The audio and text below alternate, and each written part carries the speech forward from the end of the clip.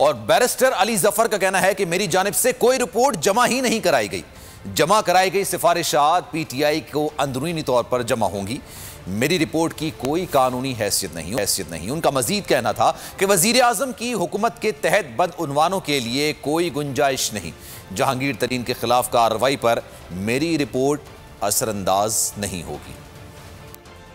कुछ लोग जो गेसिंग गेम खेल रहे हैं ना कि मैंने एक रिपोर्ट दे दी है और उसमें मैंने क्या लिखा है और पूरी डिटेल्स दे रहे हैं लोग मुख्तलिफ किस्म की, कि कभी मैं किसी को कहता हूं कि वो बिल्कुल बेकसूर है, कभी मैं कहता हूं उस रिपोर्ट में कि किसी इन्वेस्टिगेशन को तब्दील होना चाहिए वगैरह वगैरह। एक बात मैं वाजे कर देना चाहता हूं और वो ये है कि मैंने कोई रिपोर्ट अभी तक लिखी नहीं, और अगर मैंने कोई रिपोर्ट दी जो कि जरूरी नहीं कि मैं राइटिंग में दूं, तो वो बिल्कुल पीटीआई की एक अंदरूनी मामलात की रिपोर्ट होगी। उस रिपोर्ट की कोई कानूनी हैसियत नहीं होगी।